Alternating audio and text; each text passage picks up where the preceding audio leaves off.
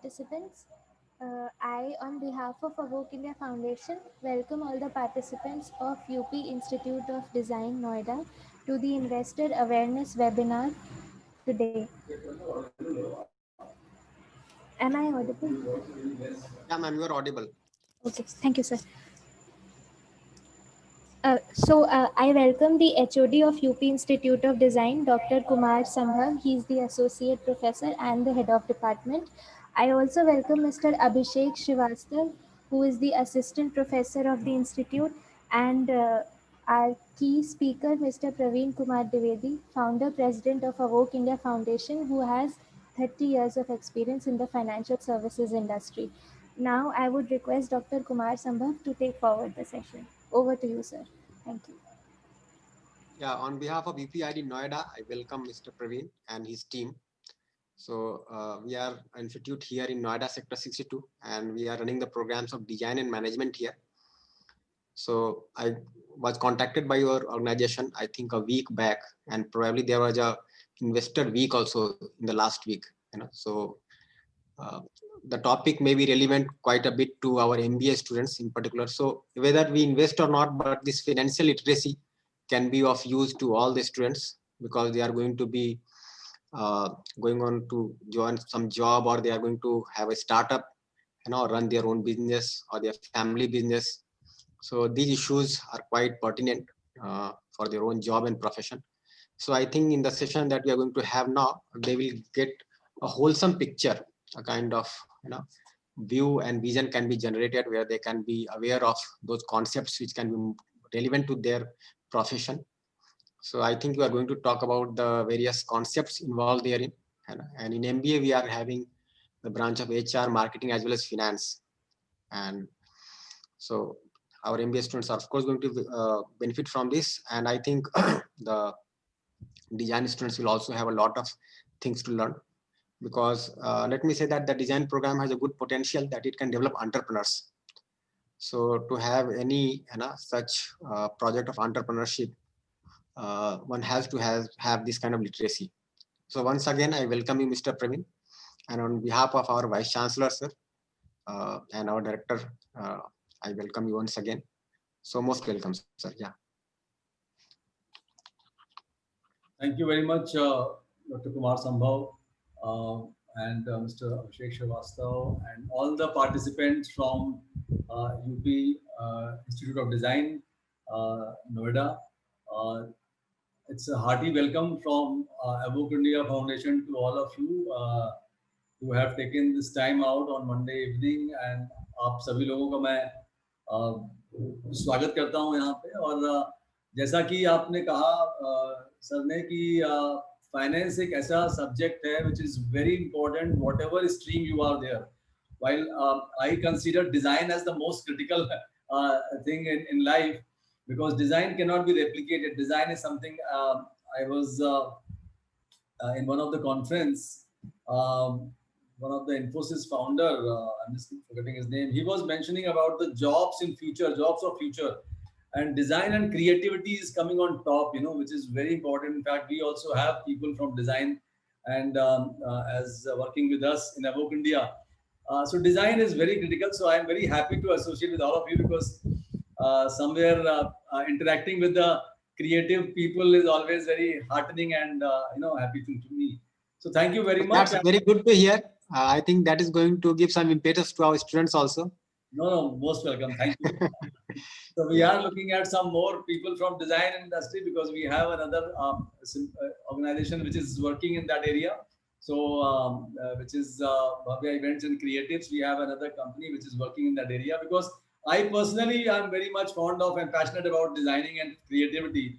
So I thought it's very good to interact with all of you. So once again, hearty welcome and thank you very much for giving us this opportunity. And let me tell you, today being the last day of the World Investor Week, from 5th of October to 12th of October, World Investor Week is celebrated all over the world.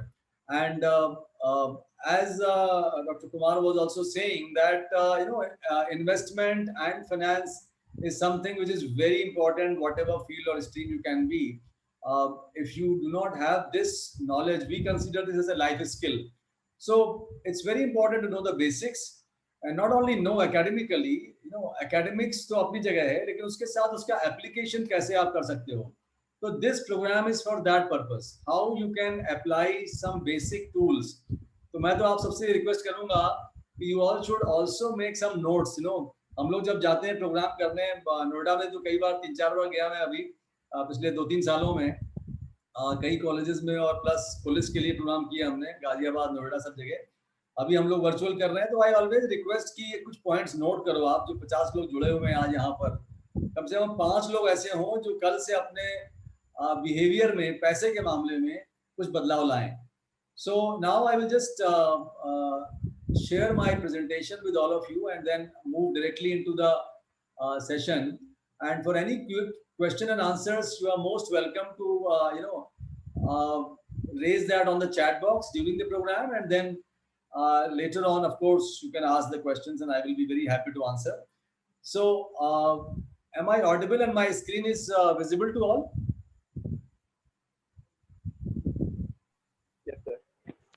Yes, sir. Good enough. Okay, thank you. So, just to illustrate, today's program is being organized at the behest of AKTU. AKTU has also mandated us, along with the Lucknow Management Association, Evoke India Foundation को एक mandate मिला था, जो जिसके अंतर्गत हम लोग पूरे प्रदेश के सभी कॉलेजेस में ये निवेशक जागरूकता या इन्वेस्टर एजुकेशन और फाइनेंशियल लिटरेसी के कार्यक्रम कर रहे हैं. और national stock exchange is the main partner with us, जो हमारे साथ 2016 से एवोक इंडिया से जुड़े हुए हैं. तो उनके तहत और ये कार्यक्रम होते हैं. तो इसमें मुख्य रूप से आज का जो हम लोग का सब्जेक्ट है उसके बारे में आगे बताता हूँ. थोड़ा सा मैं आपको बताऊंगा कि what, and I will keep my language both Hindi and English. I hope that will be good, because मुझे लगता है वो थोड़ा बेटर रहता है. So that will keep you awake and something interesting. So I will also be asking some questions, so be ready for that. So just to tell you about who we are, Evoke India Foundation established in 2012. 2012 में मैंने करीब 23 सालों तक I worked in different banks, Standard Chartered, HSBC, IDBI and all. And then I thought कि ये एक ऐसा area है जिसमें कि हमें काम करना चाहिए. आज हमारे इंडिया में फाइनेंशियल लिटरेसी लेवल्स ऑलमोस्ट अभी रिसेंट सर्वे में आया है कि 25% के आसपास है, जो कि मतलब लोगों को पैसे का मैनेजमेंट जो है, मनी मैनेजमेंट में काफ़ी चीज़ें नहीं पता है. तो वो बहुत इंपॉर्टेंट है. और हमारे काम करने के बाद we are really privileged and happy that Securities Exchange Board of India, which is the regulatory body in India set up by government of India, उसने हमें रिकॉग्नाइज किया as investor association. So we are the only investor association recognized by SEBI in the state of Uttar Pradesh. और हम लोग पिछले 8 सालों से ये काम कर रहे हैं financial literacy awareness, investor education का. और करीब हमने 15,000 से ऊपर लोगों को ट्रेन किया है in about 80 districts all over India. All 75 districts of UP, of course, we have covered. Also, मैं थोड़ा बताऊंगा आगे आपको कि हम लोग एवरी ईयर एक बड़ा कार्यक्रम भी करते हैं जिसमें 500 से 1000 लोग आते हैं, which is called India financial literacy conclave, जिसमें हम लोग स्टार्टअप्स, एमएसएमईज, यूथ के मामले में खास तौर से, और वुमेन के लिए स्पेसिफिक, एग्रीकल्चर स्पेसिफिक, तो कुछ ऐसे हम लोग पर्टिकुलर सेगमेंट के लिए कुछ इम्पोर्टेंस ऑफ फाइनेंशियल लिटरेसी पे स्पीकर्स आते हैं, इंटरनेशनल स्पीकर्स, और वो होता है जो इस बार 7 नवंबर को है. तो आप सब लोग जुड़ सकते हैं उससे. You are most welcome. So why we do these programs? सबसे पहला क्वेश्चन, तो जब भी कोई प्रोग्राम हम लोग अटेंड करते हैं तो यही आता है कि भाई मैं ये क्यों अटेंड कर रहा हूँ. तो पहली चीज़ तो आप लोग डिज़ाइन वाले सब्जेक्ट से हैं, तो डिज़ाइन वालों को तो हर चीज़ की नॉलेज होनी चाहिए. थोड़ी बहुत नॉलेज अगर होगी नहीं तो पैसे का प्रॉब्लम होगा हमें, तो होना ही चाहिए. लेकिन सबसे इम्पोर्टेंट चीज़ क्या है कि अगर आप everybody is studying everything, and objective क्या है, that we earn more money. Now if we are earning more money, उस पैसे को अगर हम सही से मैनेज नहीं करेंगे तो फिर प्रॉब्लम है. अगर हमने कहीं निवेश किया बिना जाने बुझे तो हमें लॉस हो सकता है. तो कैसे आपकी नॉलेज बढ़े और आप सही डिसीजन ले सकें पैसे के मामले में, वो इसका एक उद्देश्य है. उसके अलावा सूटेबिलिटी ऑफ द प्रोडक्ट. आप कहीं भी जाते हैं, बैंक जाते हैं, किसी एजेंट के पास हैं, किसी और फाइनेंशियल इंस्टीट्यूशन में जाते हैं, तो आपको क्या चीज चाहिए, क्या जरूरी है आपके लिए, वो भी इम्पोर्टेंट समझना है। तो वो भी आपको हम कोशिश करते हैं कि इस प्रोग्राम में बताएं, और ओवरऑल आपके हितों की रक्षा हो सके, इंटरेस्ट जो इन्वेस्टर्स के हैं वो हम प्रोटेक्ट कर सकें, वो इम्पोर्टेंट है। तो अब मैं 2 सर्वे की बात करता हूँ, 2 जो रिसेंट में सर्वे हुए हैं लास्ट 3 मंथ्स में ड्यूरिंग द पैंडेमिक ओनली।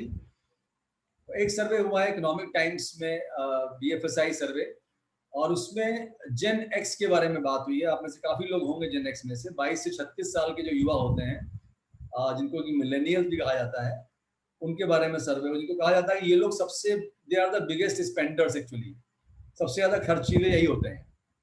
उनके पास अमेजॉन, फ्लिपकार्ट में हमेशा कुछ ना कुछ खरीदते रहते हैं वो लोग। लेकिन एक चीज जो सर्वे में पाई गई, that is that 60% of these people, millennials, they feel that investment is very important, it is necessary. You know, अगर 60% of these people think investment is necessary, और अगर उनको सही नॉलेज नहीं है, तो थिंक अबाउट इट, क्या होगा, प्रॉब्लम होगी उनको। तो अगर उनको सही फाइनेंशियल नॉलेज दे दी जाए इन्वेस्टमेंट की, ऑलरेडी वो जानते हैं कि उनको इन्वेस्टमेंट करना जरूरी है, तो they will grow there wealth, उनका पैसा बढ़ेगा और उनकी लाइफ में हैप्पीनेस अपने आप आ जाएगी। So number 1 about Gen X, number 2 about Gen Z. Second survey Tata Capital ने किया अभी रिसेंटली, मुझे लगता है मैक्सिमम लोग यहाँ पर जेन जी वाले होंगे, 18 से 25 साल के जो युवा होते हैं, 70, 80, 90% लोग वहीं से होंगे। तो उसके सर्वे में आया, इसमें करीब ऑप्शंस दिए हुए हैं, 6-7 ऑप्शंस हैं, आप लोग पढ़िएगा, ABCDEF, और मैं आपसे रिक्वेस्ट करूंगा आप लोग जरा अपना आंसर भी दीजिएगा कि आप लोग कहाँ निवेश करते हैं, या आप या आपके पेरेंट्स जिनको आप जानते हैं। तो इसमें ऑप्शन ए है 34% इन्वेस्ट करते हैं बैंक्स में, 19%, ऑप्शन बी है म्यूचुअल फंड में, ऑप्शन सी है 17% इंश्योरेंस पे करते हैं, डी है 17% in gold and real estate property में, ऑप्शन ई है 8% in equity shares, and option F है 6% इन बॉन्ड्स। तो now I will request all of you on the chat box, आप लोग थोड़ा सा अपने को एक्टिव करिए और चैट बॉक्स में लिखिए कि आप कहाँ निवेश करते हैं, ए में, बी में, या ए एंड बी दोनों में, या बी एंड सी दोनों में, whatever, just right in the chat box. मैं अभी चैट बॉक्स को देखने जा रहा हूँ कि कितने लोग रिस्पॉन्ड कर रहे हैं, जो लोग यहाँ पर जुड़े हुए हैं, so that I will just you know understand, मुझे थोड़ा समझ में आएगा कि जो लोग यहाँ जुड़े हैं वो लोग कहाँ पर निवेश करते हैं पैसा। तो अभी चैट बॉक्स में स्टार्ट हुआ है, 2-3 लोगों ने किया है, अभिषेक गुप्ता जी ने किया है, पूजा वर्मा ने ए एंड सी किया है, अनुज कुमार ने भी बोला है, अभी अजीत भी बोल रहे हैं, आशुतोष प्रकाश ने ABC बोला है, वेरी गुड।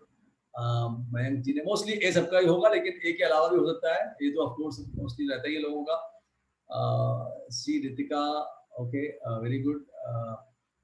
अभिषेक जी बोल रहे हैं इंश्योरेंस में किया है, जूली ने बोला ए एंड सी, सौरभ लाल बोल रहे हैं ऑल, वेरी गुड, ABCDE, और अनामिका जी बोल रही है बी एंड सी में, एक्सीलेंट। प्रदीप त्रिपाठी बोल रहे हैं ABC, very good. So very good to see a lot of answers here. I think you all are active and awake, very nice to hear that.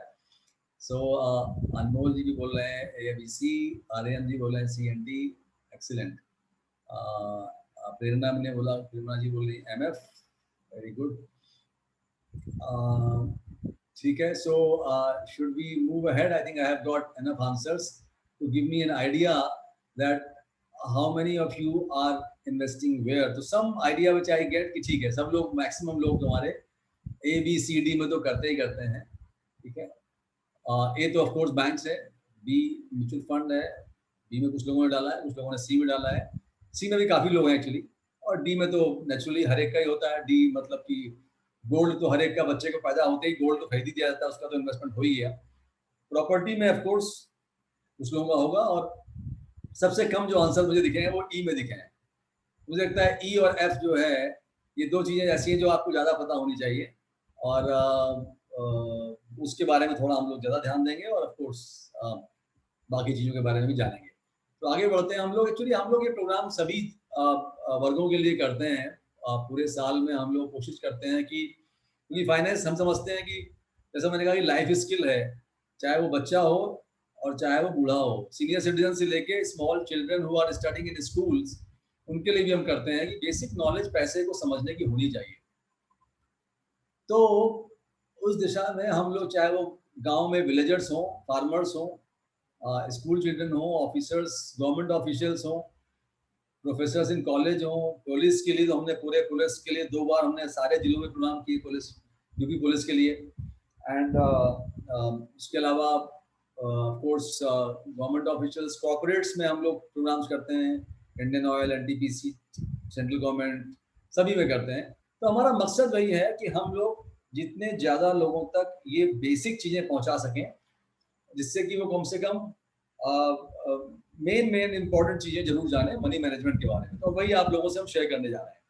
सो अगर आप देखें तो ये बिल्डिंग है सेबी की, security exchange Board of India, जो पूरी तरह से फोकस्ड है एक कॉज के लिए, and that is that every investor should feel powerful, empowered, that he has all the tools to protect his interest and make good wealth out of the securities market. तो SEBI का ये, और हमें थोड़ी इसकी learning करनी पड़ेगी security markets की। सिक्योरिटी मार्केट्स में हम लोग अगर मनी मैनेजमेंट की बात करें तो हम लोग पहले बेसिक बात पे आते हैं, and specially during Covid times अगर आप देखोगे तो आज ये चीज लोग ज्यादा रियलाइज कर रहे हैं कि क्या मैं खरीद रहा हूँ। Will you go and buy lot of clothes today, और will you buy lot of movie tickets today, और lot of other gadgets today. So अभी क्या हुआ, जैसे अनलॉक हुआ तो लोगों ने, ऑफ कोर्स जिनके पास अच्छा मोबाइल है, मोबाइल लिया, लैपटॉप लिया, लेकिन बहुत सारे कपड़े नहीं लिए अभी भी कपड़े की जरूरत नहीं पड़ रही है बहुत। तो टेक्सटाइल में if you see lot of night suits and pyjamas are selling more than your suits and other things. तो what this is, money is something, जो first thing is that you should have your budgeting, आपका budget होना ही चाहिए, and then you should only spend money into something which is necessary for you. Very important. So because money doesn't buy happiness. There's a saying, what money buys? Money buys choices.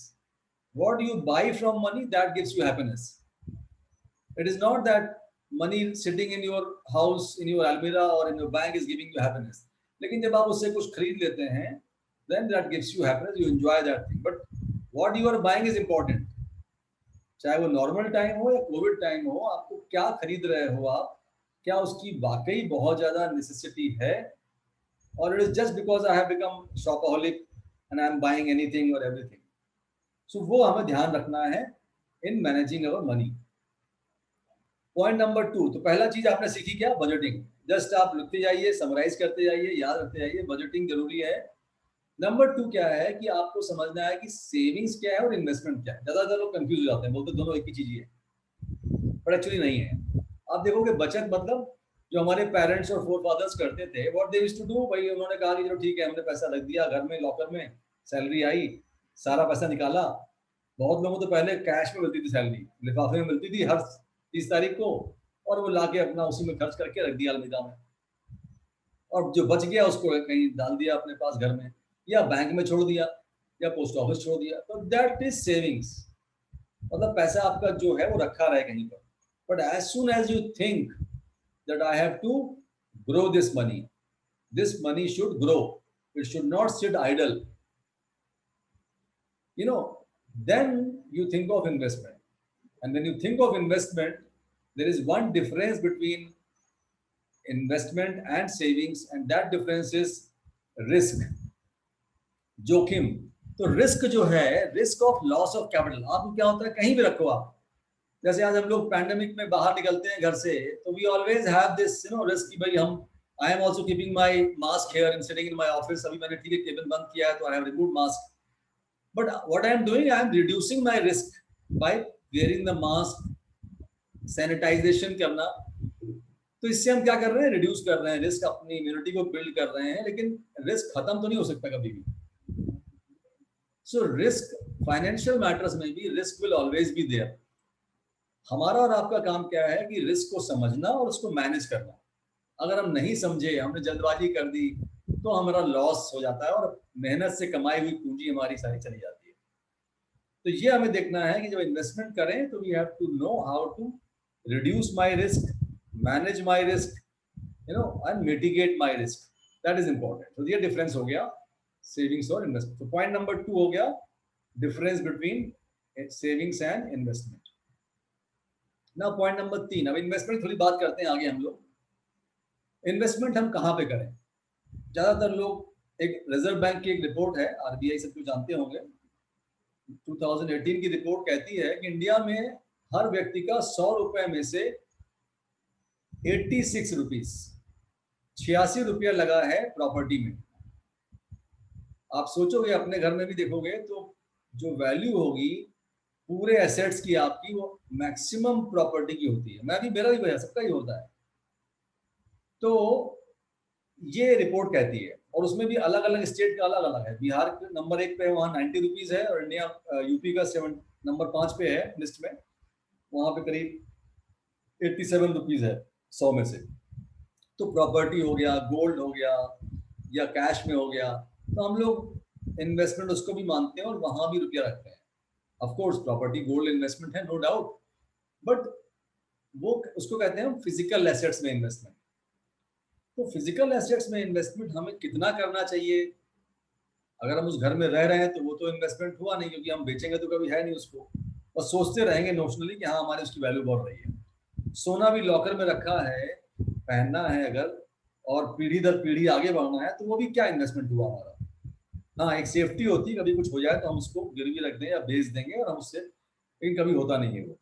तो actually that is very important that physical assets में जो investment है वो आपको manage इस तरह करना है कि वो रिड्यूस करके और हमें फाइनेंशियल एसेट्स पे जाना है जो कि हमारे कंट्री की इकोनॉमिक ग्रोथ में कंट्रीब्यूट करे.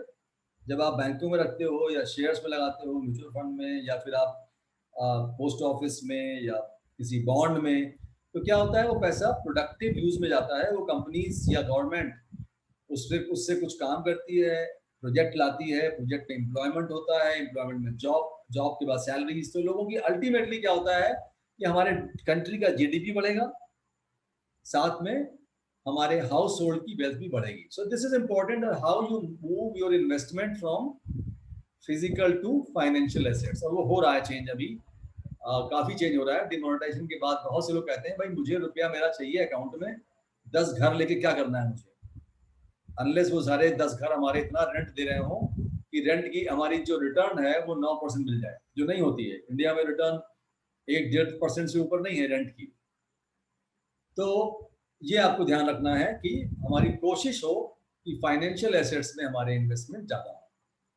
तो पॉइंट नंबर 3 खत्म हो गया आपका.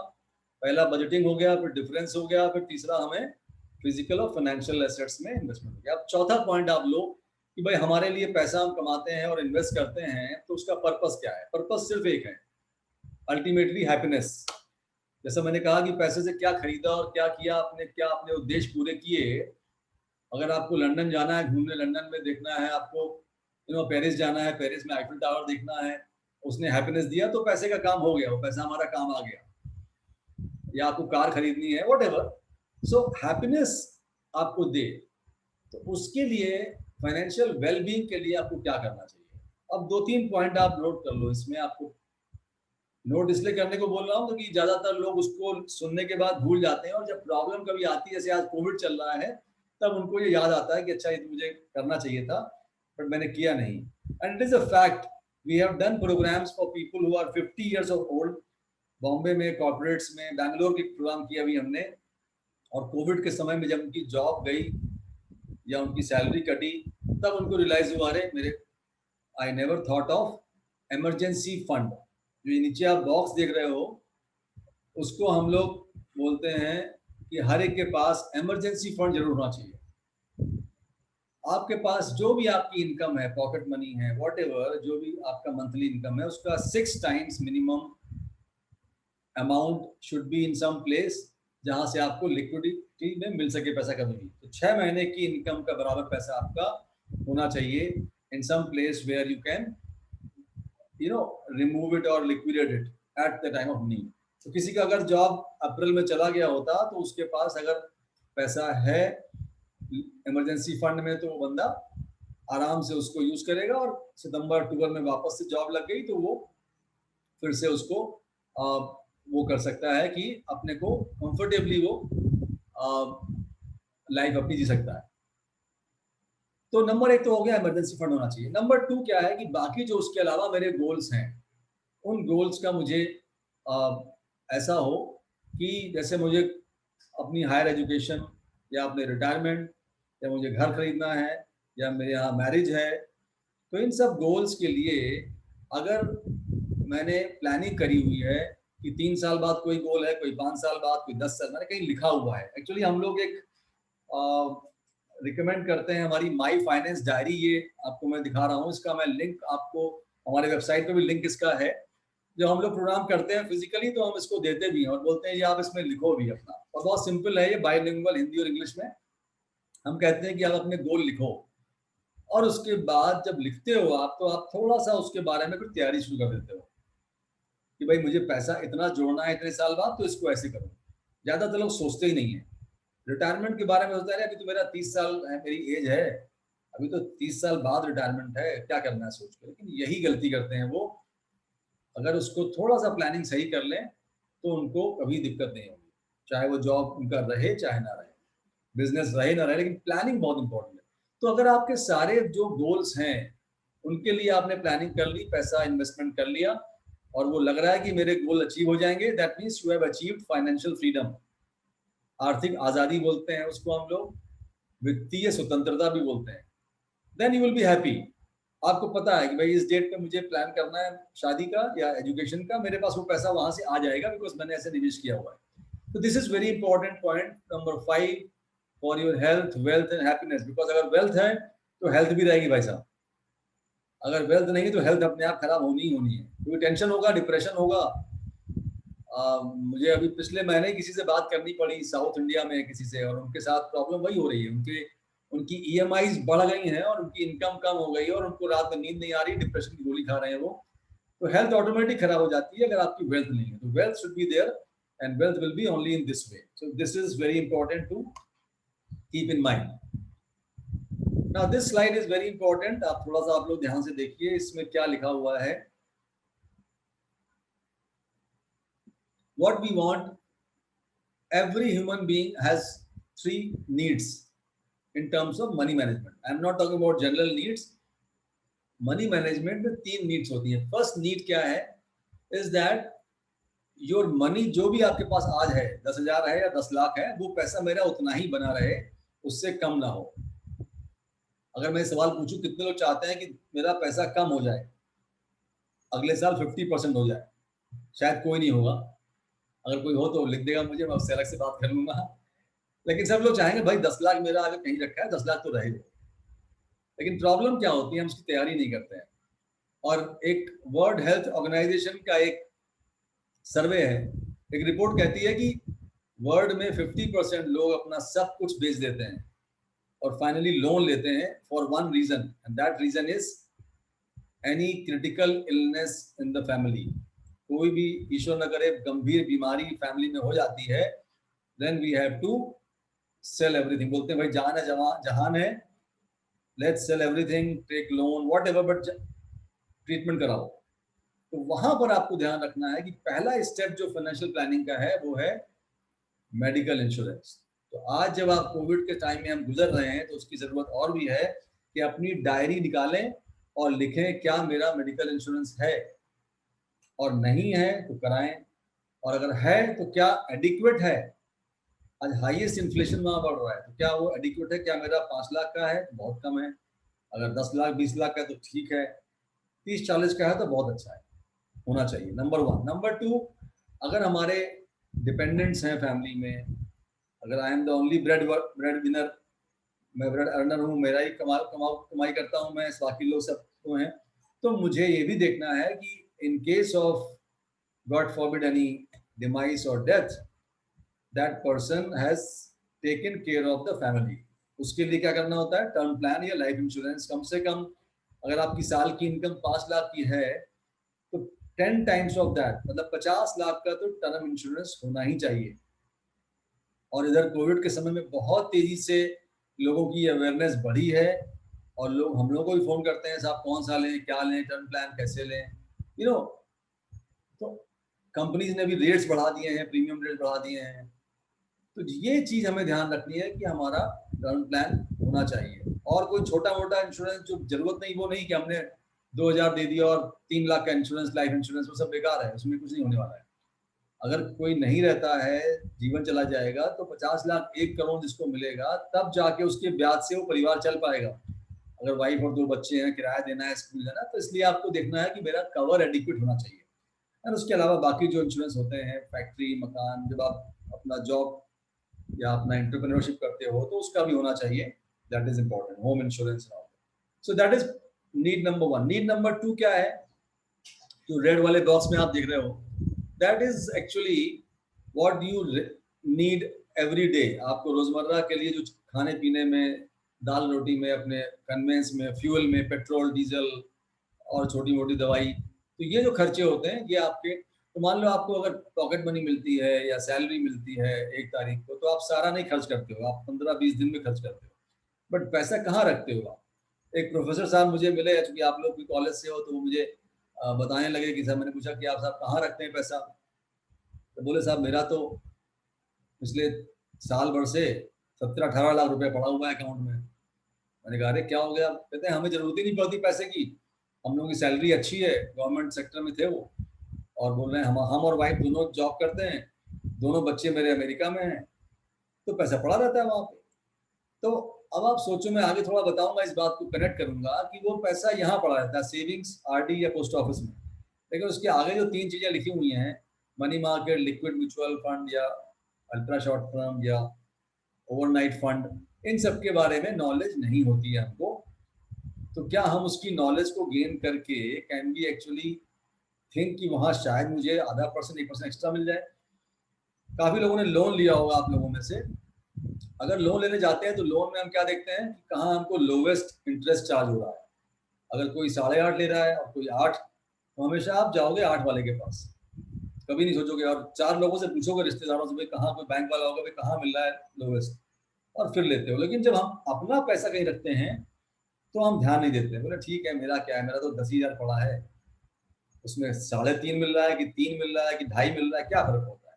और यही एक बदलाव हमें लाना है कि नहीं, मेरा पैसा भी जहाँ पड़ा है उसमें अगर मुझे कहीं आधा % भी एक्स्ट्रा मिल रहा है तो I should be careful, I should write it and take it. Because अगर आपने आदत अभी डाल ली, तो अगर आज 5,000 है, कल 5 लाख, फिर 50 लाख, फिर 5,000 करोड़, अब 5,000 करोड़ तो शायद नहीं आएगा अगर आपने आदत नहीं बदली।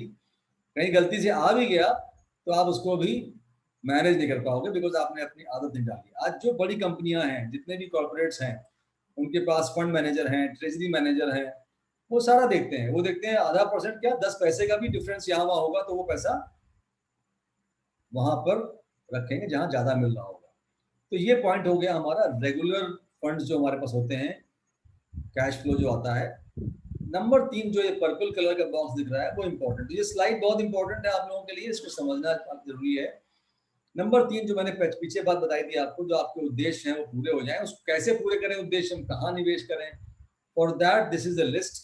3 साल, 5 साल, 10 साल, 20 साल के जो मेरे गोल्स हैं, उनके लिए मैं इन चीजों में निवेश करूं और जानूं उनके बारे में, ताकि उतने पीरियड में मुझे उतना पैसा मिल जाए जो जरूरत है। अब हम लोग इसको आगे बढ़ते हैं और इसके बारे में थोड़ा हम लोग और समझेंगे आगे।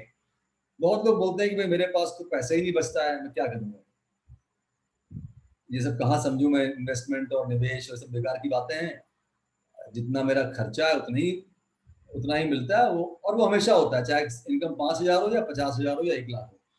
वहीं हमको ध्यान रखना पड़ेगा एक और प्रिंसिपल, कि हम लोग ये इक्वेशन फॉलो करें। हमें अगर 5,000 भी मिलता है तो पहले 500 अलग निकाल दें 10%, या फिर 1,000 रुपये 20%, फिर 4,000 में अपना काम चलाएं हम। सो दिस इज, इफ अगर हमने ये हैबिट बना ली अपनी, तो नंबर 1 तो आपका सेविंग हो जाएगी, और नंबर 2 कुछ इन्वेस्टमेंट भी उससे आप कर सकते हैं, जिसको आगे हम बताएंगे आपको।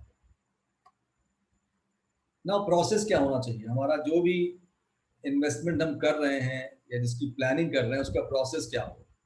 अगर आपने डायरी लिखी है, तो ये मैं बार बार डायरी की बात इसलिए कर रहा हूँ क्योंकि जब तक कोई चीज़ आप लिखते नहीं हो, आप लोग तो डिज़ाइन वाले सब लोग हो, और डिज़ाइन में मैं रिकमेंड करता हूँ कि हमने जो अपना एवोक इंडिया का लोगो बनाया, तो ये लोगो मैंने पता नहीं करीब 3 महीने 6 महीने तक मैं उस पर काम करता रहा, आज भी वो कागज रखा हुआ है जिसको मैंने लोगो बनाया, जब मैंने लिखा यहाँ पे उत्तिष्ठ जागृत प्रापवेरा निबोधत, और मैंने एक बर्ड बनाई और बर्ड में मैंने उसको, तो you know those thoughts come, जब लिखते हो आप कागज में तो आपको बहुत सारी चीजें आपकी साकार हो जाती हैं। तो मैं फिर वही कहूंगा आप लोगों से कि please do write what are your goals, वो लिखा आपने, कब उनको अचीव करना है, आज की डेट में आपके एसेट्स कौन से जहाँ से इनकम आ रही है, आपने कोई लोन लिया है, लायबिलिटीज क्या है, what are your future earnings, कैसे कैलकुलेट करना चाहिए उसको, मेरे आगे आने वाले टाइम में एक्सपेंसेस कैसे होंगे। आज जितनी बड़ी कंपनियां हैं या जो भी आज वेल्दी या रिच लोग हैं, उनका सीक्रेट यही है कि वो फ्यूचर में 5, 10, 20 साल नहीं 30 साल की प्लानिंग करते हैं। लेकिन ज़्यादातर हम लोग जो एम्प्लॉयज़ या जो जो ज़्यादातर हम लोग मिडिल क्लास में आते हैं, वो हम लोग बस 6 महीना, 1 साल, 2 साल से ऊपर सोचते नहीं हैं। हम लोग बस उसी में खुश रहते हैं। और फिर उसके बाद तो ये हमें प्लान करना है कि अगर हम लिखेंगे इन चीज़ों को और आगे की प्लानिंग करेंगे, लॉन्ग टर्म प्लानिंग करेंगे, और उसके बाद फिर जो एक बॉक्स लिखा हुआ है कि वो प्लानिंग के बाद हम इन्वेस्टमेंट कहाँ करें उस प्लान के लिए, वो देखा हमने, वो लिख लिया।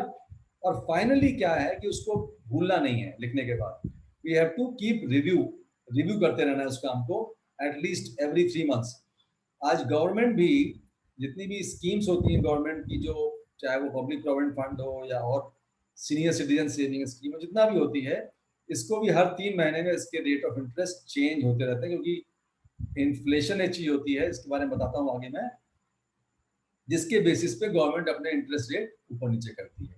तो आपको भी देखना है कि एवरी 3 मंथ एटलीस्ट आप डायरी को उठाएं और देखें कि भाई मेरा पैसा कहाँ रखा था, क्या उसमें बढ़ रहा है, घट रहा है, कहाँ लगा है, क्या चेंज करना है। ये एक इम्पॉर्टेंट प्रिंसिपल और आता है, तो आप सब लोग जानते होंगे, विच इज कि आपको जब आप कभी भी सफर करने जाते हो तो घर में आपकी पेरेंट्स बोलते हैं कि भाई बेटा ऐसा है कि ट्रेन से जा रहे हो, कभी भी रुपया एक जगह मत रखना, 3-4 जगह अलग अलग रखो। अगर 10,000 ले जा रहे हो, 10,000 में 2,000 यहाँ, 3,000 वहाँ, 2,000 वहाँ, थोड़ा सा अटैची में, थोड़ा जेब के अंदर की पॉकेट में, थोड़ा बाहर, ऐसे वैसे करना। तो पर्पस क्या होता है? टू रिड्यूस द रिस्क, कि भाई अगर मेरी अटैची चोरी भी हो जाएगी तो कम से कम टिकट खरीदने के पैसे रहेंगे। तो वही चीज इन्वेस्टमेंट में लागू होती है कि आपको अपने इन्वेस्टमेंट को एक जगह कभी नहीं रखना है। बहुत से लोगों ने लिखा था खाली ए या ए या बी, तो हमें देखना है जिसने भी ए से लेके एफ तक जगह इन्वेस्ट किया है, वो आदमी हमेशा खुश रहेगा, बशर्ते उसको पता हो कि कैसे उसको मैनेज करना है। तो diversification is a must, you should do that investment into bonds, mutual fund, NSC, post, whatever, PPF, सब में। क्यों करना चाहिए डाइवर्सिफिकेशन? क्योंकि ये जो 3 चीजें लिखी हुई यहाँ पे, SLR मतलब सेफ्टी, लिक्विडिटी और रिटर्न। तो SLR जो है, SLR तो मेरे ख्याल से आप लोगों को अच्छा याद होगा, ये चीज तो याद रहना चाहिए आप लोगों को, क्योंकि बहुत लोग कैमरा सेवी होते हैं, फोटोग्राफर होते हैं, उन लोगों को तो DSLR समझ में आता ही आता है। तो मुझे लगता है कि SLR याद रहेगा आप लोगों को। तो SLR जरूर लगाइए। ये जो नियम लगाना होता है SLR का, सेफ्टी, लिक्विडिटी और रिटर्न का, ये नियम लगाइए कि आपको किसी पैसे में कितनी सेफ्टी चाहिए। लोग बोलते नहीं मुझे तो हर पैसे में सेफ्टी चाहिए, ऐसा नहीं होता है। कुछ पैसा आपका लॉन्ग टर्म में है, 10 साल के लिए है, तो उसको ठीक है आप लगा सकते हो जहाँ रिस्क है, लेकिन समझने के बाद लगाइए आप। लेकिन कुछ पैसा आपको चाहिए कि मुझे फीस जमा करनी है नेक्स्ट मंथ, तो वहां तो 1 महीने में लगाओगे पैसा, तो 1 महीने के लिए क्या प्रोडक्ट है वो देखना पड़ेगा आपको। रिटर्न्स, अब 1 महीने में रिटर्न आप सोचो भाई रिटर्न चाहे कम भी मिले या ना भी मिले, लेकिन मेरा पैसा मिल जाए 1 महीने में, मुझे चाहे रिटर्न 3% मिले, 4 ही मिले, लेकिन पैसा मिल जाए। रिटर्न कम मिलेगा, लेकिन जहाँ लॉन्ग टर्म होगा, आप 10 साल के लिए दे रहे हो पैसा, आप बोलोगे मुझे कम से कम रिटर्न 10% तो मिले, 15%, वो भी बिल्कुल सही है। तो this is what is important, that depending upon your need, risk profile, ये तीनों चीजें वेरी करती हैं हर व्यक्ति के लिए, and this is what you should understand and right. ये थोड़ा सा एक मैट्रिक्स है, इसको आप समझ लो। हाई रिस्क हाई रिवॉर्ड, मतलब कि डेरिवेटिव्स, इक्विटी, ये सब आते हैं, और लो रिस्क लो रिवॉर्ड में bank deposit, post office, PPF, debt mutual fund आते हैं। और जो यहाँ लिखा है हाई रिवॉर्ड लो रिस्क, ऐसा कुछ होता नहीं लाइफ में कि बहुत ज्यादा रिवॉर्ड मिल जाए, रिस्क जीरो नहीं होता ऐसा। और हाई रिस्क लो रिवॉर्ड मतलब कि फ्रॉड में जा रहे हैं आप। ठीक है, तो ये समझना है। ये स्लाइड थोड़ी इंपॉर्टेंट है, आप लोग को देखना ये है कि अगर मुझे छोटी सी राशि से डिसिप्लिन इन्वेस्टिंग करनी है, मुझे अगर मान लीजिए पैसे को रेगुलर इन्वेस्ट करना है और मेरे पास छोटी सी रकम है, चाहे वो 100 रुपए हो, 500 रुपए हो, 1000 रुपए हो, तो उससे मैं कैसे बड़ा आदमी बन सकता हूँ। ज्यादातर सोचते हैं अरे क्या यार 1000 रुपए तो है मेरे पास, 1000 ही बचता है महीने में, उसमें क्या कर लेंगे। वो तो चलो चाय पानी में निकालो, कोई जरूरत नहीं सेविंग करने की। लेकिन अगर आप देखो, यहाँ मैं एक एग्जाम्पल दे रहा हूँ आपको, 1000 रुपए का एग्जाम्पल देता हूँ, 500 वाला छोड़ देता हूँ मैं। 1000 रुपए अगर आप एक साल लगाते हो पर मंथ, कितना हो गया? 12,000। 12,000 रुपए एक साल में हुआ, 10 साल में कितना हो गया? 1,20,000 रुपए, 1000 रुपीज पर मंथ। और 30 साल में हो गया 3,60,000 रुपए। Now this 3,60,000 rupees after 30 years कितना हो जाएगा? कोई गैस करेगा इसमें से? चैट बॉक्स में डालना चाहेगा गैस करके। अगर हम रिटर्न माने 15% को,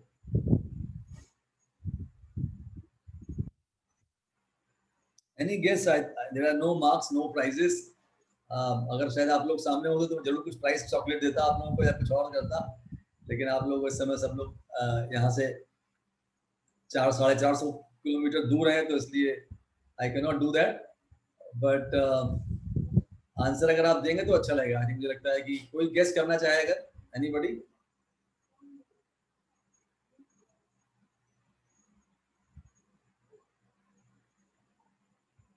Okay. Okay, there are somebody in MBA batch is also here. Very good. So किसी ने गैस नहीं किया है कि अगर 3,60,000 रुपए हमने 1,000 रुपया महीना लगाया 30 ईयर्स से कितना होगा? Nobody has dared to guess. Anyways, किसी ने कैलकुलेशन किया है गूगल से, लगता है पता नहीं कितना लिख दिया है, मुझे तो पढ़ने में मुश्किल लग रहा है वो। बट एनीवेज, आपने अच्छा किया, अटेम्प्ट किया। But I just tell you, so 15% अगर हम लेते हैं और 1,000 रुपये महीना, बिकॉज आपने जो कैलकुलेशन किया है वो सही नहीं किया है। 1,000 रुपये हम पर मंथ लगा रहे हैं। आई एम नॉट पुटिंग 3,60,000 एक साथ, तो आपका वैल्यू हो जाती है 69 लाख समथिंग, मतलब अप्रोक्सीमेटली 70 लाख रुपीज आपका बन जाता है 30 सालों में। लेकिन प्रॉब्लम क्या होती है, ज्यादातर लोग 30 साल तक रुक ही नहीं पाते हैं, वो 3 साल में ही गोल हो जाते हैं, बोलते हैं अरे ये तो पैसा जहाँ लगाया माइनस हो गया और ये हो गया, अभी क्या बढ़ेगा, ये बढ़ेगा वो। तो हम लोगों में ज्यादातर पेशेंस नहीं होता, और हम लोग जैसे कहते हैं ना, जिस गोल के लिए पैसा है उसको हम लोग ज्यादातर उस गोल तक रुक नहीं पाते हैं। तो एज एन इन्वेस्टर हमें देखना पड़ेगा जो पैसा हमने जिस पीरियड के लगाया उस पीरियड के लिए हम रुकें, तभी हमें। और ये जो मैं जिस प्रोडक्ट की बात कर रहा हूँ जिसमें लगाना होता है, उसका नाम होता है SIP, systematic investment plan. SIP में जो पिछले 10 सालों का एवरेज रिटर्न रहा है वो 14.6% रहा है। तो ये लोग आप समझ सकते हैं इसको, आपकी कैसे आप इसमें बेसिक स्टार्ट डिसिप्लिन कर सकते हैं। अब कैसे निवेश किया जाए इसमें, हम लोग कैसे करें? तो एक तो तरीका होता है कि आप ऑनलाइन कर लें, अगर आपको नॉलेज है, समझदारी है, तो आप कर सकते हैं ऑनलाइन, डायरेक्ट जाकर कर सकते हैं। ये सेबी ने सुविधा दी हुई है कि आज इन्वेस्टर डायरेक्टली जुड़ सकता है म्यूचुअल फंड कंपनी के साथ में। दूसरा ये है कि अगर आप बैंक से या किसी एजेंट से, एडवाइजर से जुड़ते हैं, तो आपको देखना पड़ता है कि वो एडवाइजर सेबी से रजिस्टर्ड है, उसका ट्रैक रिकॉर्ड है, उसकी क्वालिफिकेशन है, उसका क्या फीस चार्ज करता है, all that, then only you should invest. आपको एक चीज और ध्यान रखनी है कि म्यूचुअल फंड या जितने भी पैसे के मामले में मनी मैनेजमेंट में कुछ सरकार की नियामक संस्थाएं हैं। नियामक मतलब हिंदी में थोड़ा डिफिकल्ट होता है समझना, नियामक, लेकिन अगर हम बोले जो संस्था नियम बनाती है, मतलब रेगुलेटरी बॉडी। किसी के बैंक में, सब लोग बैंक में निवेश करते हैं, कोई बैंक में प्रॉब्लम हुआ किसी के, तो वो कहाँ जाएगा? बैंक मान लिया सुन नहीं रहा है, 1 महीना हो गया, 2 महीना, तो क्या करेगा वो रिजर्व बैंक को लिखेगा, भाई मैंने, मेरी ये ब्रांच में खाता है, यहाँ मुझे प्रॉब्लम हो रही है, मेरा ATM से पैसा निकला नहीं और उन्होंने डेबिट कर लिया खाता मेरा। तो आप कहाँ जाओगे? रिजर्व बैंक में जाओगे। That is about the regulator. Regulator आपको कम से कम आपकी कोई कंप्लेंट है, प्रॉब्लम सुनता है, उसकी सोल्यूशन देता है। इंश्योरेंस में कोई दिक्कत आई आपको, इंश्योरेंस सेलिंग हुई तो आपने गए, कहाँ गए आप? तुरंत गूगल किया आपने IRDA, आपको उसका फोन नंबर, ईमेल आईडी मिल गया, आपने तुरंत। किसी के फादर की पेंशन में प्रॉब्लम है, NPS में प्रॉब्लम है, तो पेंशन का है PFRDA। और अगर शेयर में, कंपनी में, म्यूचुअल फंड में प्रॉब्लम हुई तो हम जाएंगे सेबी के पास, सिक्योरिटी मार्केट में। और कमोडिटी का भी अब सेबी ही करता है, तो कमोडिटी का जो पहले फॉरवर्ड मार्केट कमीशन था वो मर्ज हो गया सेबी में। तो ये चारों नाम आपको पता होने चाहिए बिफोर यू इन्वेस्ट मनी, क्योंकि जिससे भी आप इन्वेस्ट करते हो अगर उसको पता है कि भाई इन साहब को ये रेगुलेटर के नाम पता है, he will be scared. What he will do, he will always give you the right product. तो ये नाम पता होने चाहिए आपको, और इनके बारे में जानकारी आजकल सब मिल जाती है आपको फ्रॉम द स्मार्टफोन। सेबी के बारे में थोड़ा जानना चाहिए आपको। सेबी 92 में गवर्नमेंट ऑफ इंडिया के एक्ट में पार्लियामेंट ने पास किया, और ये इन्वेस्टर्स के प्रोटेक्शन के लिए काम करती है। मार्केट का डेवलपमेंट आज आप देख रहे हैं, मार्केट में बहुत स्टेबिलिटी है और मार्केट बढ़ भी रहा है। कोविड के बाद भी ये मार्केट में इतना जो रिकवरी आई है। रेगुलेटरी रोल जो है, रेगुलेशन भी सेबी रखती है कि कोई मतलब किसी तरह का गलत वहाँ पे सेल परचेज ना हो, कोई इस तरह का ना हो, तो ये सब चीज़ें देखी जाती हैं। और जितने भी प्लेयर होते हैं, stake holder, investor, issuer, intermediary, broker, सबको वो मॉनिटर करती है, उनके परव्यू में सेबी के में आते हैं वो। सिक्योरिटी में आपको देखेंगे, आप तो शेयर्स हो गए, म्यूचुअल फंड्स हो गए, सारी चीज़ें सिक्योरिटीज में आती हैं। मेन चीज़ आपको समझने वाली है कि इक्विटी और डेट क्या होता है। तो डेट और इक्विटी, ये दो शब्द आप नोट कर लीजिए, क्योंकि मुझे लगता है कि इनकी जानकारी और सिंपल भाषा में जानकारी जरूरी है। वरना आप सोचोगे अरे टेक्निकल वर्ड ले आए कोई, मुझे क्या मतलब इससे। लेकिन अगर आप अपना, बहुत से लोग चाहते हैं एंटरप्रेन्योर्स बनना, चाहे आप एंटरप्रेन्योर हो या एम्प्लॉय हो, ये दो शब्दों का फाइनेंस की दुनिया में यूज हमेशा रहेगा। तो अगर आपने अपना कोई छोटा सा स्टार्टअप चलाया, अपना आपने एक फर्म खोली और डिज़ाइन का इंस्टीट्यूट खोल दिया, डिज़ाइन का आपने कोई काम शुरू कर दिया, तो आपके पास कुछ तो सामान लेना पड़ेगा, इक्विपमेंट वगैरह, या रेंट पे दुकान या ऑफिस लेना पड़ेगा। तो आप क्या करोगे? आप अपने फादर से पैसा लोगे या किसी दोस्त से लोगे? तो अगर आपने उधार लिया और उसको बोला भाई मैं तुमको 1 लाख रुपए दे रहा हूँ, तुमको मैं 10% का ब्याज दूंगा, साल का 10,000 रुपये दे दूंगा, तो that is called debt. You have taken debt. तो जब भी कभी आप किसी सिक्योरिटी में इन्वेस्ट करते हो जहां पर कि ब्याज मिल रहा है, उसको बोलते हैं डेट। लेकिन अगर आपने उस दोस्त से कहा भाई तुम आ जाओ, तुम भी जो है इसमें हिस्सेदारी कर लो, अगर प्रॉफिट होगा तो तुमको मैं प्रॉफिट का हिस्सा दूंगा, नहीं हुआ तो भाई दोनों का लॉस होगा, then it is called equity. कि वो भी अपना, उसको पता है कि भाई आप बहुत एक्सपर्ट हो और एक्सपर्टीज आपकी है, तो फिर आप अच्छा काम करोगे, आप मार्केटिंग भी जानते हो, सेल्स जानते हो, क्रिएटिव भी हो, तो वो लगा देगा पैसा अपना। आज अगर किसी ने सन 80 में एक कंपनी का मैं नाम लूं, अगर यहाँ पे, उस कंपनी का इस समय शेयर बढ़ा हुआ है, IT कंपनी है, 1,000 रुपए सिर्फ लगाए होते 1980 में उस कंपनी के IPO में। छोटी सी कंपनी थी उस समय वो।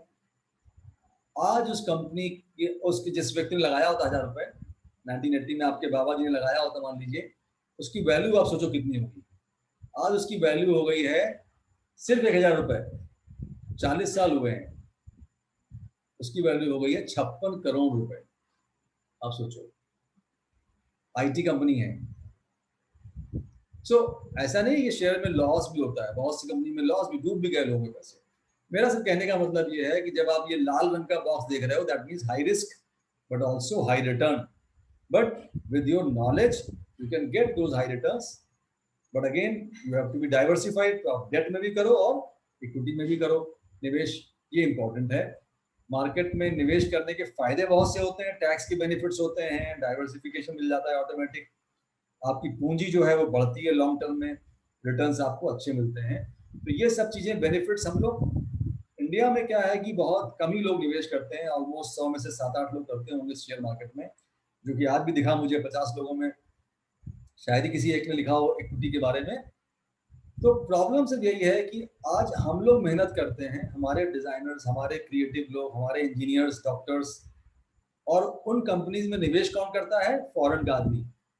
फॉरेनर्स खूब निवेश करते हैं इंडिया में। आज जो मार्केट बढ़ रहा है, खूब पैसा लगा रहे हैं फॉरेनर को। पता है कि इंडिया के लोग इतने अच्छे हैं, इतने मेहनती हैं, इतने समझदार हैं, खूब काम करेंगे, लेकिन उनको फाइनेंस की नॉलेज कम है, तो let's make money out of their hard work. तो ये हमें कम करना है। We should also understand this and then invest into this markets. अब मैंने एक पीछे सवाल कहा था, कितने लोग चाहते हैं कि मेरा पैसा कम हो जाए? शायद कोई नहीं चाहता होगा, लेकिन मैं आपको बताऊं, जो प्रोफेसर साहब की बात में कर रहा था, उनका 18 लाख रुपया पड़ा हुआ है। आप सोचो उनका पैसा बढ़ रहा है, घट रहा है। अब मान लीजिए आपका पैसा 1 लाख रुपया पड़ा होता लास्ट ईयर सेविंग्स अकाउंट में, और हम मानते हैं 4% ब्याज मिल रहा है आपको, जो एक्चुअली 4% नहीं है इस समय, 3.5 और 3.25 रह गया है, लेकिन हम 4 मान लेते हैं सिंप्लीफिकेशन के लिए। तो एक साल में कितना हो गया? 1,04,000। आप तो बड़े खुश कि भाई मेरा 4,000 तो बढ़ा 1 लाख में, और ज्यादातर गाड़ी वहीं रुक जाती है, उसके आगे हम सोचते नहीं है। लेकिन आपको एक बात बता दूं, मैंने एक शब्द और यूज किया था पीछे, इन्फ्लेशन। हिंदी में बोलते हैं उसको महंगाई की दर। हम लोग रोज क्रिप करते हैं, अरे यार ये प्याज के दाम बढ़ गए, भाई साहब ये पेट्रोल बढ़ गया और ये हो गया, महंगाई बढ़ती जा रही है। लेकिन हम ये नहीं सोचते हैं कि उस महंगाई का हमारे पैसे पे क्या असर हो रहा है। और वो जब आप इस डायरी में लिखोगे, मैं फिर बाद में डायरी की कर रहा हूँ, अभी आपको हमारे वेबसाइट पे ये डाउनलोड कर लीजिएगा, लिंक आपको है उसमें। अन्यथा हमारे साथ दिव्या जुड़ी हुई, दिव्या अभी आपको लिंक डाल देंगी इस कॉन्फ्रेंस में भी। तो आपको ये जो महंगाई की दर है, जो पिछले 10 सालों में लगभग 7 से 8% रही है, बढ़ती जा रही है हर साल, वो अपने पैसे में से माइनस करना पड़ेगा, तब एक्चुअल वैल्यू आपको रुपए की मालूम पड़ेगी।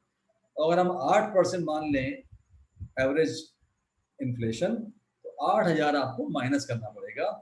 तो 1,04,000 माइनस 8,000 मतलब 96,000, 96,000 रह गया आपका एक साल में। ज्यादातर लोग तो नहीं देखेंगे, बोलेंगे अरे भाई ठीक तो है, दिख तो रहा है 1,04,000।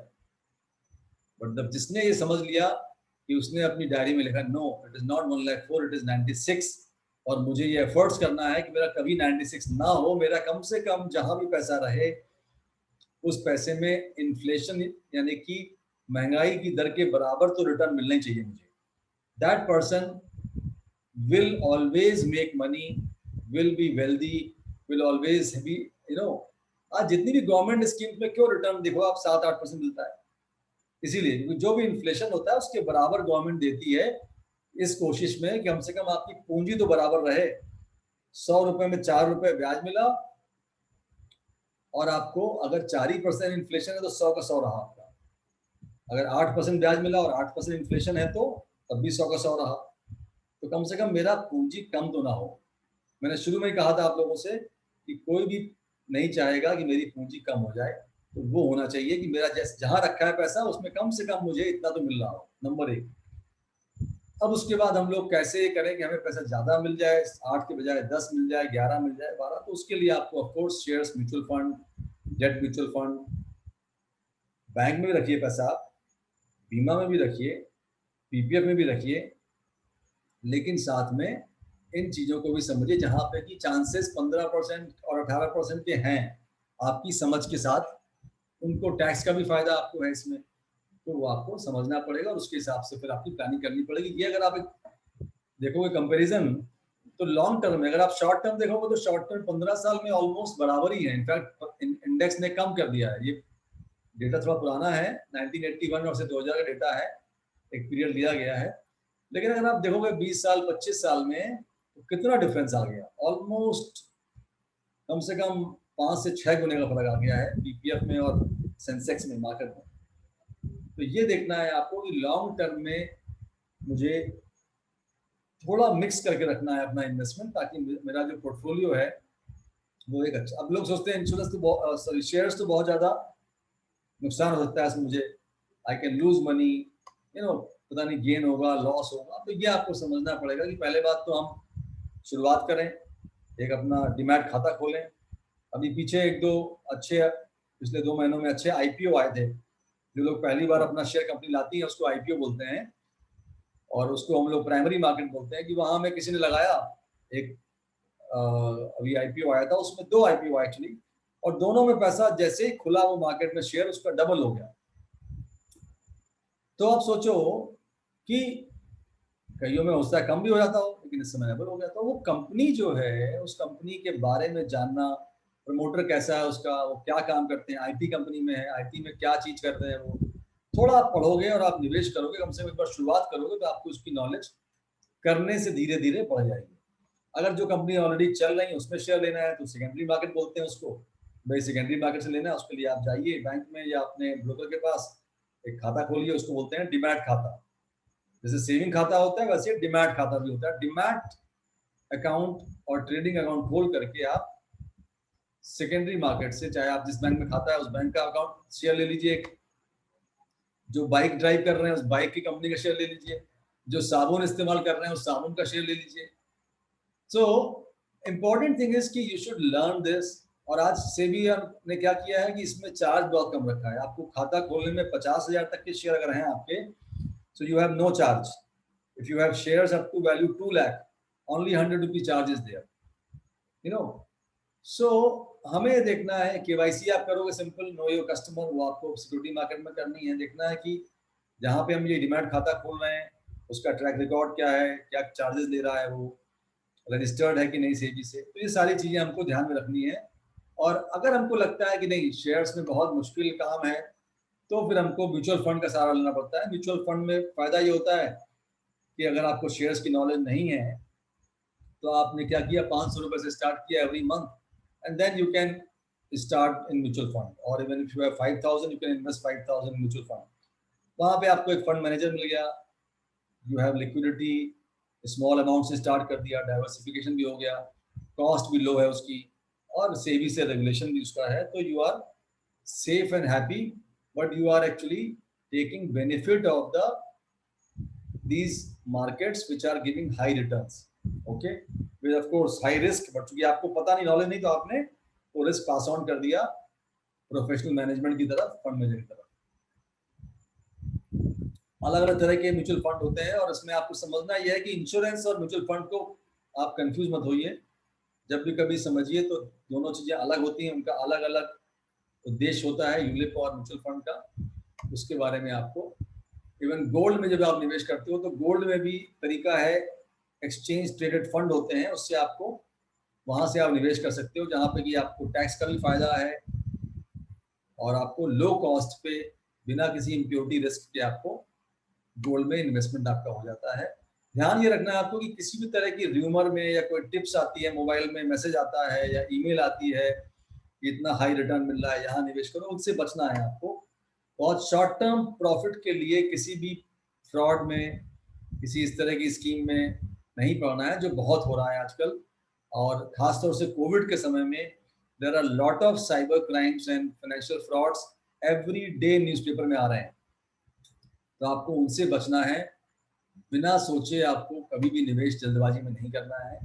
एक ये थोड़ा एकेडमिक इंटरेस्ट का एक फॉर्मूला है, वो भी आप नोट कर सकते हो कि इसको बोलते हैं रूल ऑफ 72, 72 का नियम। मतलब कि बहुत लोग आज ही पूछते हैं मेरा पैसा डबल कितने दिन में होगा सर।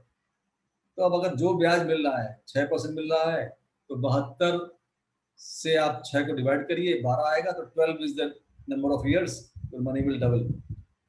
तो 72 डिवाइडेड बाई, अगर 10% मिल रहा है 10, तो 7.2 ईयर्स डबल है। तो ये एक फार्मूला है विच यू शुड नो। कभी भी आपको कोई प्रॉब्लम होती है फाइनेंशियल मार्केट्स में, शेयर्स कंपनीज में, तो आप सेबी के वेबसाइट पे जाइए, कंप्लेंट करिए, हमारे पास भी आ सकते हो आप। ये आपके पास टोल फ्री नंबर्स भी हैं, सेबी का वेबसाइट है जहाँ पे कि ऑनलाइन पोर्टल में आप लोग अपनी कंप्लेंट डाल सकते हो। जैसा कि मैंने कहा कि हम लोग एवोक इंडिया फाउंडेशन में being a recognized investor association, हम आपकी मदद करते हैं किसी तरह की भी नॉलेज देने के साथ साथ any time you have any issue financial matters में, you can reach out to us. Also you can become our member, details are there on the website. इसके अलावा हम लोग ट्रेनिंग, सर्टिफिकेशंस, इंटर्नशिप, ये सारी चीज़ें देते हैं ताकि आप और बेहतर इसमें बन सकें। और जैसा कि मैंने कहा कि एक बहुत बड़ा प्रोग्राम हम लोग का जो साल का होता है, हर साल तो फिजिकली होता है, इस साल वर्चुअल होगा, 6 और 7 तारीख को हो रहा है। इसका एक लिंक आपको दिया गया है इस प्रोग्राम में और वेबसाइट पे भी है। आप सब लोग इनवाइटेड हैं, most welcome. There is no charge for it, you can register for it and attend this conference, जहाँ पे कि हम लोग स्टार्टअप्स के लिए, एमएसएमईज के लिए, यूथ के लिए specially, there are some good startups from IIT and all who are coming and sharing their experience and knowledge with all of you. तो आप लोग जरूर इसमें, इसका जो टॉपिक है, थीम है, वो मेकिंग इंक्लूसिव प्रॉस्पेरिटी हैपन, मतलब कैसे हर स्तर पे बॉटम ऑफ द पिरामिड में हर आदमी कैसे समृद्ध हो सके, समृद्धि कैसे आ सके आपके अंदर, उसका हमारा सपना साकार हो, इसके ऊपर ये कॉन्फ्रेंस है। और ये हमारे नंबर्स हैं, आप लोग मोस्ट वेलकम है। हमारी कुलीग दिव्या, सृष्टि जो जुड़ी हुई हैं आज, तारा, इन सबसे आप जुड़ सकते हैं। किसी तरह का भी आपको और इंक्वायरी करनी है वेबसाइट के माध्यम से, हमारे ईमेल दी हुई यहाँ पे contact@abookindiafoundation.com। All the social media we have our social media tags से आप जुड़ सकते हैं, Facebook, LinkedIn, सभी से। Thank you very much to all of you for patience hearing. I think I have finished within time and I welcome you all for any question. किसी को कोई सवाल पूछना है, कुछ भी chat box में I am stopping to share.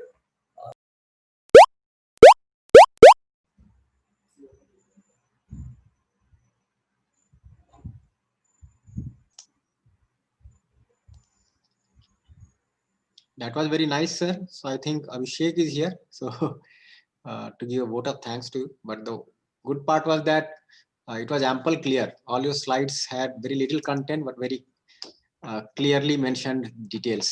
Thank you for the very nice feedback, which is very valuable because आप लोग डिजाइन वाले हैं, हम लोग डिजाइन वाले नहीं हैं उतना। लेकिन if you are giving that compliment, I appreciate कि हमने कुछ presentation को ऐसा बनाया कि आप लोग समझ में आया। Thank you. कोई किसी का क्वेश्चन कुछ भी पूछना चाहे तो पूछ सकते हैं, otherwise of course we can close also. Sir, I think we have just Good one evening, sir. question. There is a question. Yeah. How can we deal with the risk associated with share market? So it's raised by Anamika ma'am. Yes, correct. How we can deal, Anamika Chaturvedi is asking, share market. So Anamika, of course, one is that if you want, there are two ways association. एक तो आप खुद अपना अगर if you want to invest your own money, that you can do. If I am getting your question right, so there can be two things of association. One is that you want to be part of this kind of industry. For that, you can get some certifications and knowledge and get some job or some own work. If you want to invest money, एक बार आपने वो knowledge ले ली, then उसके बाद you have to open your demat account, start. Suppose आपका जिस bank में खाता है, मान लीजिए for example SBI में, आपको लगता है SBI अच्छा बैंक है, उसका शेयर ले लिया, या XYZ कंपनी का शेयर लेकर के आप एक शेयर लीजिए और फिर उसको पढ़िए, समझिए बैलेंस शीट, तो फिर आप उसके बारे में आगे कर सकते हैं। अदरवाइज अगर आपको लगता है कि नहीं अभी मैं उतना नहीं नॉलेज है, तो म्यूचुअल फंड बताया मैंने, उसके थ्रू आप शेयर में इन्वेस्ट कर सकते हो, बिकॉज वो पैसा भी आपका 1000 रुपये जो लगा रहे हैं आप, वो आपका शेयर में ही जा रहा है, लेकिन it is going into multiple shares because एक फंड मैनेजर उसको मॉनिटर करता है। So that is how you can associate with share market. How can you deal with risk? I think risk के बारे में पूछा है इन्होंने। तो रिस्क में जैसा कि मैंने कहा कि इट इज, आज हम लोग कोई भी रिस्क कहीं पर भी होता है तो हम लोग कोई बोलता है भाई वहां मत जाना, आप वहां पर रिस्क है उस एरिया में, तो हम नहीं जाते हैं। 10 लोगों ने बोल दिया तो नहीं जाते हैं। लेकिन जिस दिन हमको नॉलेज हो जाएगी कि नहीं ऐसा कुछ नहीं है, हमने पूरा गए, हमने समझा उसके बारे में, तो फिर हम जाते हैं, आराम से जाते हैं वहां पे। तो it is only knowledge which will dispel your so आज अगर जिसको नॉलेज है वो आदमी पैसे कमा रहा है शेयर मार्केट से, वो रिस्क मैनेजमेंट कर रहा है, तो उसके लिए आपको of course you have to acquire some knowledge for which you can reach out to us. क्या सर्टिफिकेशंस करने हैं आपको, चाहे वो आपको फंडामेंटल एनालिसिस करना हो, as a investor technical analysis करना हो, कुछ आपको सर्टिफिकेशंस करने हैं, तो all that we can guide you. You can reach out to us. हमारा वेबसाइट भी है और फोन नंबर आपको दिए गए हैं। आपको उसके आगे कुछ और भी डिटेल पूछना हो, please feel free to write to us and we will reply to you. हमारे किसी फ्रेंड ने पूछा है, लखनऊ इवेंट फ्रेंड है, ये लखनऊ से जुड़े हुए हैं, इन्होंने बोला कि स्टार्टअप में लोग इन्वेस्ट नहीं करते हैं। यू आर राइट सर, बिल्कुल सही बात कह रहे हो आप कि त्रिपाठी जी पूछ रहे हैं कि ये इनको मैं आपसे हमारे जुड़े हुए लखनऊ से, तो इंडिया में हम लोग ज्यादातर बचपन से हमको सिखाया जाता है कि we should not take risk, and which is the problem. We should suddenly understand risk, manage risk, and that's how we can actually grow our wealth. Very important. That's extremely important, and we should have more investors who should come out and invest into startups, join hands. और अच्छी बात है, काफी सारे बच्चे startups आ भी रहे हैं। I have about 3-4 people, very well established startups IIT Kanpur के जो इंक्यूबेटर सेंटर के हेड हैं, he is also going to be speaking in जिनके यहाँ पर करीब I think more than 100 plus startups are incubating. He will be coming as one of the speaker in the program which is happening on 6th. So all of you are welcome for that program, and I'm sure you will benefit. I welcome you all to register. The registration link has been given for Finance Diary also, and for the conclave also. Thank you.